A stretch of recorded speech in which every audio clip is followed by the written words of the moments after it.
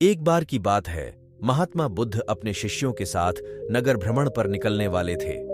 पर इस बार बुद्ध जी ने कहा कि केवल कुछ शिष्य ही हमारे साथ इस यात्रा पर जा पाएंगे। इसके लिए हम कल बताएंगे कि क्या करना होगा। फिर सभी शिष्य अगली सुबह होने का इंतजार करने लगे। फिर सुबह होते ही सभी शिष्य महात्मा जी के समक्ष जा पहुंचे। तभी महात्मा जी ने कहा कि हम 3 महीने बाद यात्रा पर निकलेंगे। तभी एक शिष्य ने पूछा कि गुरुजी, आपके साथ यात्रा पर कौन जाएगा? इसके बारे में आपने बताया ही नहीं। तभी महात्मा जी बोले कि केवल एक ही शिष्य हमारे साथ इस यात्रा पर जाएगा।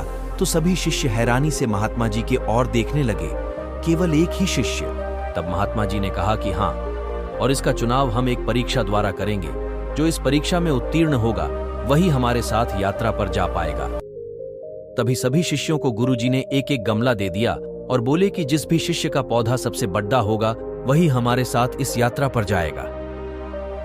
तभी सभी शिष्य अपने अपने और सब अपनी तरह से अपने अपने गमले के बीजों को सींचने लगे। लगभग 2.5 महीना बीत चुका था। सभी शिष्यों के पौधे थोड़े थोड़े बढ़ने लगे, लेकिन उनमें से एक शिष्य का पौधा बिल्कुल भी नहीं बढ़ा। लेकिन फिर भी वह निराश नहीं हुआ और हर रोज की ही भांति अपने गमले के बीज को सींचता रहा, लेकिन कोई भी फर्क नहीं पड़ा। फिर परीक्षा का दिन आ गया। सभी शिष्य अपने अपने गमले लेकर महात्मा जी के समक्ष प्रस्तुत हुए। फिर थोड़ी देर बाद वह शिष्य भी वहां प्रस्तुत हुआ जिसके गमले में लगा बीज बिल्कुल भी नहीं बढ़ा। उस शिष्य को देखकर सभी शिष्य आपस में हंसने लगे। तभी महात्मा जी ने बड़े आश्चर्यजनक शब्दों में उस शिष्य से कहा कि क्या हुआ वत्स, तुम्हारा गमला तो बिल्कुल वैसा ही है जैसा कि हमने तुम्हें सौंपा था। तब उस शिष्य ने जवाब में कहा कि क्या करूं गुरुजी, मैंने तो इसकी हर रोज खूब देखभाल की, लेकिन यह बढ़ा नहीं।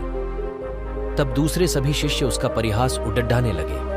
तब महात्मा जी बोले कि शिष्य चलो, तुम यात्रा पर चलने की तैयारी कर लो, हमें कल सुबह ही निकलना होगा। तभी सभी शिष्य बड़े अचंभे से महात्मा जी की ओर देखने लगे। तब महात्मा जी ने कहा कि हाँ, हमने जो पौधे तुम सबको दिए थे वह सभी बंजर थे, तो उसमें पौधा कहां से उगता? लेकिन तुम सब में से किसी ने भी सच्चाई और ईमानदारी से यह नहीं बताया कि इसमें पौधा नहीं उग पा रहा है, बल्कि यात्रा में जाने के लालच में सबने झूठ बोला। तब केवल इसी शिष्य ने ईमानदारी और सच्चाई का साथ दिया और यह कहने का साहस किया कि इस गमले से पौधा नहीं उग पा रहा है। कभी भी हमें ईमानदारी और सच्चाई के पथ से नहीं डगमगाना चाहिए। ईमानदारी और सच्चाई की राह थोड़ी मुश्किल जरूर हो सकती है, लेकिन इस पथ पर चलने से